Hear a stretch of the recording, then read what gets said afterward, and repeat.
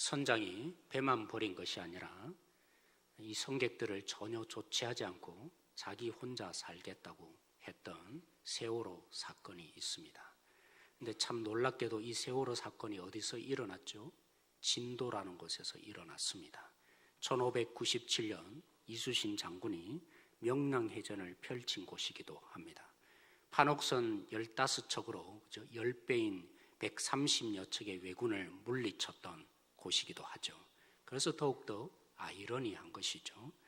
울돌목이라는 지리적 이점을 이용해서 또 이렇게 승전을 이룬 것만이 아니라 이순신 장군이 나를 따르라, 죽음을 불사하고 이 모든 군인들을 하나로 묶을 수 있었던, 그래서 먼저 죽음을 선택했던 이순신 장군의 이 마음을 헤아렸기에 한 마음이 되어서 승리할 수 있었던 것 아닙니까? 그래서 이순신 장군이 마지막 죽을 때도 자신의 죽음을 돌보지 않고 뭐라고 했죠? 나의 죽음을 알리지 말라라고 말하지 않았습니까? 사랑하는 성도 여러분, 그렇게 놓고 보면 오늘 예수님의 이 마지막 말씀, 다 이루었다는 이 말씀이 이 사건과 비교해 보면 참 이상해 보입니다. 이 제자들이 누구였습니까? 물론 예수님의 십자가의 의미를 다 모르고 예수님이 이 땅에 오신 의미를 다 모르는 제자지만 대부분의 제자들은 자신의 살던 삶의 영역들을 버리고 예수님을 쫓아온 자들입니다. 때로는 그물을 버리기도 하고 때로는 자신들의 이 재산을 버리고 예수님을 쫓아온 자들 아닙니까? 그런 제자들에게 죽음이 가까울수록 예수님이 하셨던 것은 내가 곧 죽는다. 이수신 장군은 내 죽음을 알리지 말라고 그 군사들의 사기가 꺾일까 싶어서, 그래서 이 전쟁의 이 상황들이 이렇게 뒤바뀌면 어떻게 할까, 죽으면서까지도 자신의 이 죽음을 알리지 말라고 하였는데 어떻게 예수님은 죽음이 가까우는데 자꾸 자신이 죽는다 하는 것입니까? 또 오늘 이 말씀, 내가 다 이루었다 하시는 이 말씀은 확성기를 가지고 한편으로는 그 제자들에게 내 죽음을 알려라 하는 것만 같습니다. 그러니까 실질적으로 제자들이 사기가 너무나 꺾여서 우리가 보기에는 믿음이 없는 것이 당연하지만 그냥 현실만 놓고 보면 한편으로는 이해됩니다. 자신의 이 장군이, 자신의 리더가 난 이제 죽어가고 있다 라고 말씀하시는데 어떻게 사기가 안 꺾여서 도망가지 않을 수 있겠습니까? 그런데 왜 예수님은 이 제자들에게 확성기를 가지고 나 죽는다, 지금 이제 죽는다 라는 그 표현에 다 이루었다 말씀하셨던 것일까요? 그래서 우리는 로마서의 말씀을 조금 이해할 필요가 있는데 우리 3장 24절에서 26절 말씀 보시기를 원합니다. 로마서 3장 24절에서 26절 말씀, 이 말씀 가운데서 제가 다 이루었다 말씀하시는 이 말씀이 예수님이 정말 모든 사람들에게 어쩌면 확성기를 가지고 나 죽는다 라고 말씀하신 부분으로 보여진다는 것이죠. 24절에서 26절 말씀 제가 봉독하도록 하겠습니다. 그리스도 예수 안에 있는 속량으로 말미암아 하나님의 은혜로 값없이 의롭다 하심을 얻은 자 되었느니라. 이 예수를 하나님이 그의 피로 믿음으로 말미암는 화목제물로 세우셨으니 이는 하나님이 길이 참으시는 중에 전에 지은 죄를 간과하심으로 자기의 의로움을 나타내려 하심이니 곧 이때 자기의 의로움을 나타내사 자기도 의로우시며 또한 예수 믿는 자를 의롭다 하려 하심이라. 25절 마지막과 26절 앞부분에 보시면 나타내사라고 표현하고 있습니다. 이 나타냈다는 말은 선전했다, 확실히 드러냈다라는 의미죠. 오늘 사랑하는 성도 여러분, 이 시대를 바라보면 우리 김익균 집사님이 기도하신 대로 참 암울한 시대 아닐 수 없습니다. 유전무죄, 무전유죄, 오늘 이런 시대에 갑질이 너무나 횡행하고, 그래서 오늘은 참으로 이 정의가 제대로 시행되지 않는 현실의 이 상처들을 연약한 자는 더욱더 입을 수밖에 없는 것 같습니다. 그래서 오죽했으면 귀신이 뭐 하냐고 저런 사람 안 잡아가고 라고 할 정도로 불공평에 신이라도 기대해서 그 신이 공평함을 이루어 주기를 소망하는 거 아니겠습니까? 근데 사랑하는 성도 여러분, 우리는 분명히 십자가를 보면 볼수록 깨달아져야 합니다.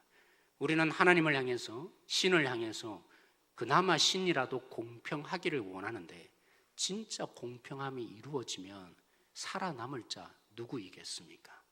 우리는 남들처럼 행동하지 않으니까, 나는 저렇게 살아가지 않으니까, 나는 저 사람보다 더 낫다라는 생각을 종종 가집니다.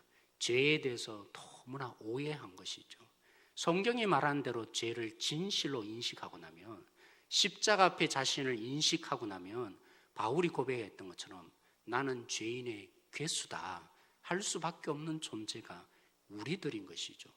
그러기에 오늘 하나님께서 우리 가운데 공평함을 시행한다면 우리 모두는 사실 구원받을 수 있는 존재 아무도 없는 것이죠. 하나님의 진노를 받고 죽어 마땅한 존재. 그렇죠. 우리가 새벽 기도를 통해서 예수님이 어떻게 철저히 하나님께 짓밟히시고 예수님이 하나님과 더 이상 도저히 가질 수 없는 단어, 분리 정도가 아니라 이 땅 가운데 버림을 받았던 하나님과 예수님 사이에 그 간격이 왜 생겼다고요? 죄 때문이라고. 우리가 받아야 될 그 죄 때문에. 그래서 죄를 다시 한번 더 되짚어 보면 얼마나 어마무시한 영향을 우리 속에 주는지를 조금이라도 안다면 하나님이 공평하셔야 한다고. 그렇게 우리가 그 입장으로 말할 수 없는 것이죠. 근데 오늘 이 본문의 24절에 어떻게 우리가 하나님의 이 모든 사랑을 받았다고 말합니까? 값없이, 아무런 대가 없이.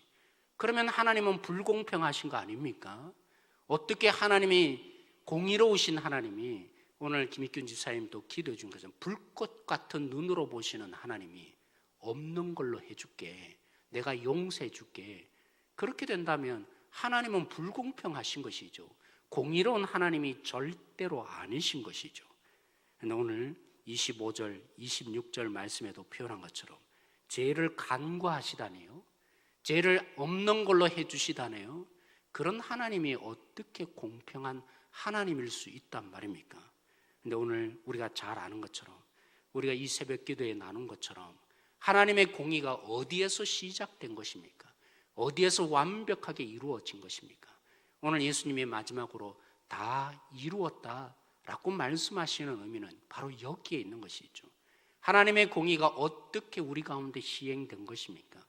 우리가 죄에 대한 대가를 받고 죽어 마땅한 존재인데 우리는 잘 알지 못해서 나는 괜찮을 거다, 저 사람들은 죽어 마땅하지만 나는 의인이다 라고 우리가 오해하지만 하나님의 불꽃 같은 눈으로 보면 결코 우리는 하나님 앞에 용서받지 못할, 그래서 십자가에 죽었던 그 자리, 예수님이 죽었던 자리, 우리가 죽어야 마땅한 자리고, 하나님의 진노가 퍼부어진다면 우리가 그 진노를 받고 하나님께 영원한 분리, 그래서 지옥에 들어가 마땅한 우리를 위해서 예수님이 이 모든 진노를 무릅쓰고 죽으신 거 아닙니까? 그래서 예수님이 다 이루었단 말은 하나님께서 이 온전한 공의를 나에게 대신 시행하신 것이다. 나에게 이 하나님의 진노를 다 퍼부어서 이제는 너희들에게 이 하나님의 진노 받지 않는, 하나님의 은혜와 사랑 속에 살게 하는 내 값을, 너희들을 위한 이 죄의 값을 내가 다 치루었다 하시는 것이 오늘 다 이루었다는 말씀이죠. 그래서 하나님이 의도적으로 뭐 하셨다고요? 나타내셨다고. 내가 불공평한 것이 아니라 내 아들에게 대신 값을 다 지불하는 공의를 이름으로 내가 하나님의 사랑, 내 본질이 하나님인 것을 너희 속에 나타내었다. 오늘 이 로마서 3장 24절에서 26절에 말씀하셨던 것이죠. 예수님이 바로 그것을 선포하기를 원하셨던 것이죠. 마지막 메시지로 이 하나님의 공의를 나에게 철저히 다 이루셔서 나는 짓밟힐 대로 짓밟히고 내 육신이 갈기갈기 찢겼을 뿐만 아니라 하나님과 영원히 함께할 수 없는 지옥에 던져지는 그 공의를 내 속에 이루어 주어서 이제 이 값을 내가 다 이루었기에 너희들 속에 진정한 하나님의 통로가 열리게 된 것이다. 이 일을 내가 다 이루었다. 이것을 반드시 알려야 한다 라고 예수님이 말씀하신 것이죠. 그래서 우리는 잘 압니다. 로마서 8장 1절에서 2절 말씀도 우리 한번 읽어볼까요? 로마서 8장 1절에서 2절 말씀 같이 읽겠습니다. 로마서 8장 1절에서 2절 말씀 시작. 그러므로 이제 그리스도 예수 안에 있는 자에게는 결코 정죄함이 없는, 이는 그리스도 예수 안에 있는 생명의 성령의 법이 죄와 사망의 법에서 너를 해방하였습니다. 사랑하는 성도 여러분, 이제 예수님이 다 이루신 하나님의 진노를 공평하게 다 받아주신 그 일로 말미암아 바울이 무엇이라 노래합니까? 이제는 우리는 더 이상 정죄받지 않는 거라고.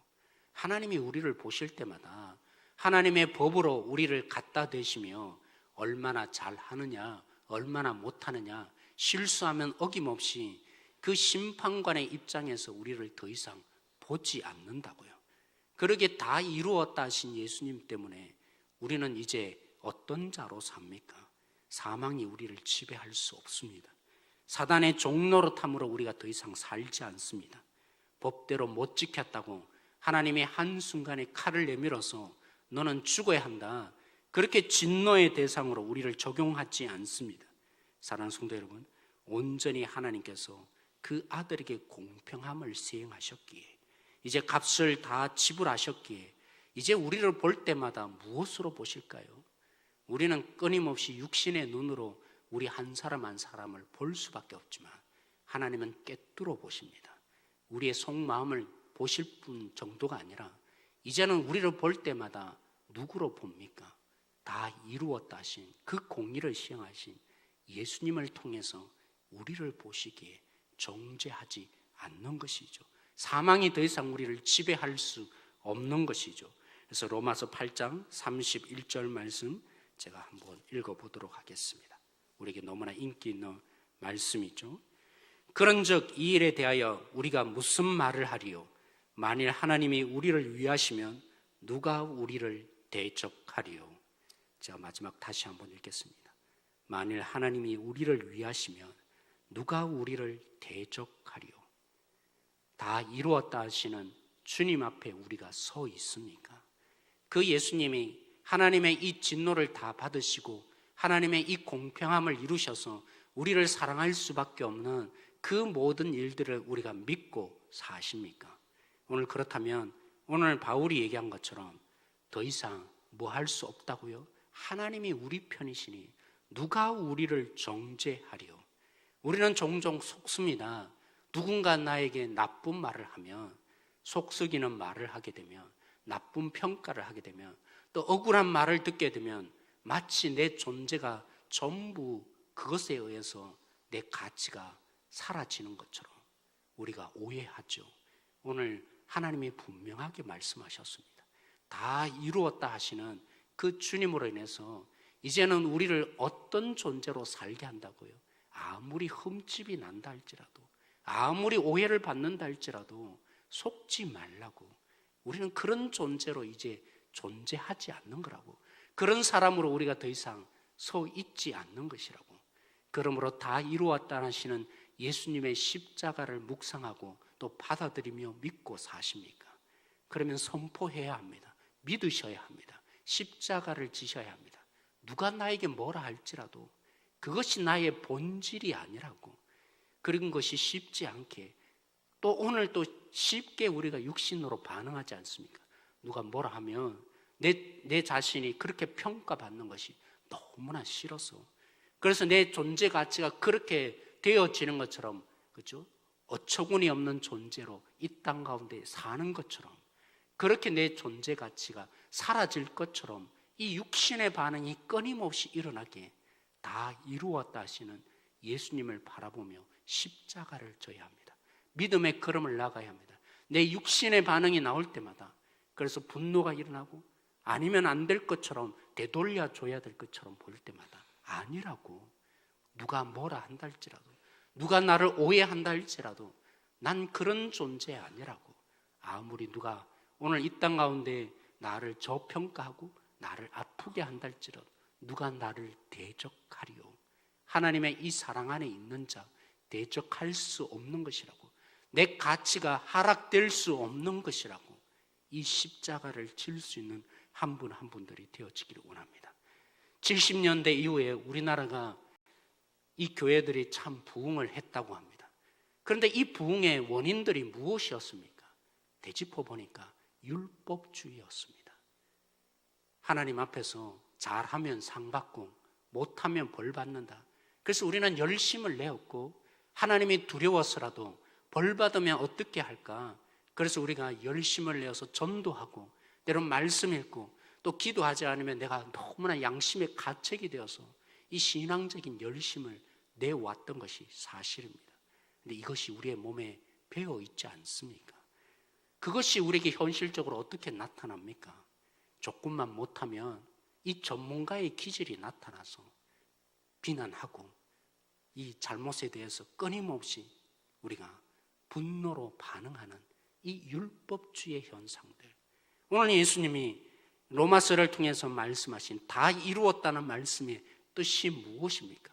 그 율법주의가 이제는 끝장난 것이라고.